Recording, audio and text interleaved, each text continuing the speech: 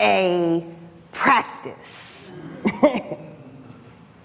It's a practice to always be considering what I'm looking with, what I'm looking for, and what I see. It's a practice, and if we don't practice, as the reading said, then our seeing is useless. It becomes useless. So what are you looking with? My eyes or thine eyes? What are you looking with? Am I looking with the I that I am?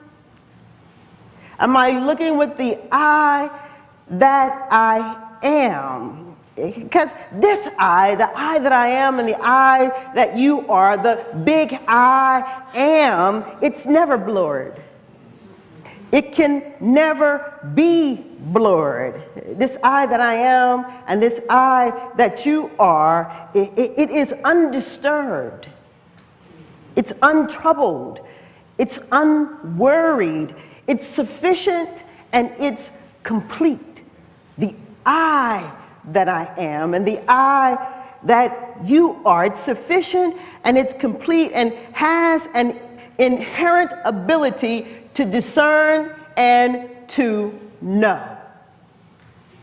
Change what you see. If what we are looking with then is blurred, then our ability to discern and to know, it's a little off. It's a little off. And the truth is that sometimes what you think you see is not there. Or you're only seeing a limited perspective of what's actually there. Or perhaps we are just unaware that there is so much more to be seen. So much more to be seen. I was speaking with someone a few months ago, and they were sharing with me that they had cataract surgery. And that's, as I understand it, a surgery to remove, I guess, some cloudiness that takes place in the eyelids or on the eye. And this person shared that she realized that she thought the color on the wall that she was looking at was tan. But after clearing her eyes, she realized that the color on the wall was white. And that it had always been white. What are you looking with? What are you looking with? Because what she was looking at was her tools to be able to assess, to discern, and to know was distorted. And it affected everything that she was looking at. It affected everything that she was looking at. It affected her ability to see what was really there. So, we always have to be checking then what we are looking with. And what are we looking for? This question is a very important question. And we should be asking ourselves, what am I looking for? Because what you're looking for will find you.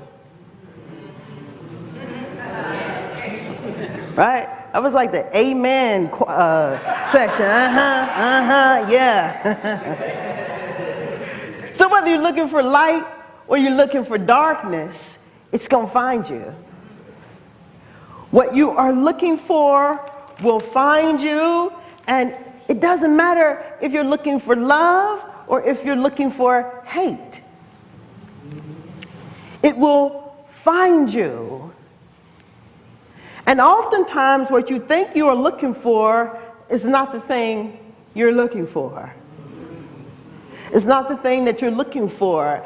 Our dear Reverend Sheila, our founding minister who made her transition a couple of years ago, at times in explaining that we needed to be clear about what we were desiring, she would say sometimes in her messages that the question is, what do you want? Now, what do you really want? But the question today is, what are you looking for? And what are you really looking for? What are you really looking for? And then the other part of this looking piece is that if you don't know what you're looking for, you'll find anything. You'll find everything. Anything and everything. And if you don't know what you're looking for, it's easy then to just have a casual observation. You know what I'm talking about? Where you drive down the street and you see something and you go, has that always been there? Right? And the other person goes, uh-huh, uh-huh. This is just a casual observation, perhaps where we've missed a lot, where you've missed a lot, where we didn't see what was right before our very eyes. Change what you see. Freedom is dependent on what you see, and what you see can set you free. So then the question is, what do you see? What do you see? Ernest Holmes says that the mind within does the real seeing. The mind within is so inherent, its ability to discern and to know. It is always seeing the real thing, interpreting what the eyes look upon. What do you see? There was a time in my life where I had a short moment to parent a little girl. And at one point in time, during that journey, she, I think, had watched a movie that had snakes in it. And so everywhere she went, she thought she saw snakes. Everywhere she went, she thought she saw snakes. So every night when it was time to go to bed, we had to do a thorough check to make sure there was no snakes. A complete and thorough check to make sure that there was no snakes. Don't lose me. I'm talking about, what do you see? Because it was just an illusion. The snakes were never there.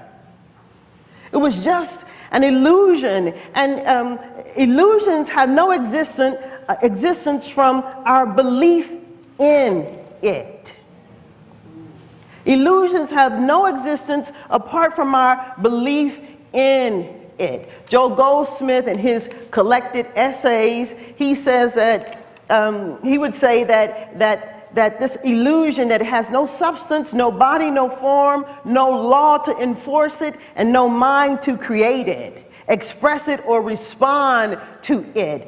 What do you see? Is it an illusion? And if so, it has no substance, no body, no form, no law to enforce it, and no mind to create it, no mind to express it, and no mind to respond to it. Sometimes you have to do a thorough search around these illusions, because Joel Goldsmith also says, he says that it is only through spiritual discernment then are we able to pierce the veil of illusion and to behold the spiritual universe here and now, perfect in its being. It is an exalted vision. He says that exalted vision alone reveals the goodness that is at hand. That only through our spiritual discernment, only through our right seeing, only when our eyes are single focused, only when we are seeing with the eye that I am, only when we are clear about what we are looking for, will we see the good that's at hand. Only will we see the good is at hand. And so if what you see is not pure perfection, one more time, if what you see is not pure perfection, if what you and I see is not pure perfection and appears to be altered, then there's practice to do. And there's practice to do, and in our practice then, let us begin to declare that what is before us is pure perfection. I know that what is before us is pure perfection, but it's a practice. I told you that right up front. To such a degree, let us declare that what is pure perfect. Let us declare that what's before us is pure perfection. And to such a degree that we do not declare that what's before us is pure perfection, then what we see will always be altered. What we see will always be altered. Freedom is dependent on what you see. And what you see can set you free. And ours is to be transformed by what we see. Ours is to know what we are looking with, to always affirm the I that I am, to always magnify and glorify its bounty, its beauty, its presence within us. It's what we are looking with, and ours is always to know what we are looking for. To always know that we are looking for not just the first thing that comes to mind, but that we are looking for the thing that's changeless, that always is. I don't know what you're looking for, but I'm looking for love. I don't know what you're looking for, but I'm looking for peace. I don't know what you're looking for, but I'm looking for opportunities for us to come together as one, not just here where I am, but when I'm outside these doors, I'm looking for opportunities to come together with others. You see, what are you looking for? Ours is to know what it is that we see, and that if it's altered, that we find ourselves back in the business of practicing the present, becoming one with the great power and presence of God, so that what we see is pure perfection. So that we may be transformed by what we see. You see, freedom is dependent on what you see. What you see will set you free. Come on, practitioners. Help me anchor this idea and know the truth about you and about me right here, right now, that there is absolutely only one mind, absolutely only one eye that is seen in this moment pure perfection. Only one eye in this moment that is seeing its reflection in you and seeing its reflection in me. Only in this moment now that there is wholeness, perfection, and completeness, and that you and I, we are one with it, that we always have been, and that we forever will be. Therefore, I affirm and know in this moment that what I see and that what you see is only pure perfection, and that the divine power and presence within us is so and operates in such a way that our discernment and our ability to know that what we see is pure, that what we see is is a direct reflection of the divine power and presence of God in our life, no matter what it looks like.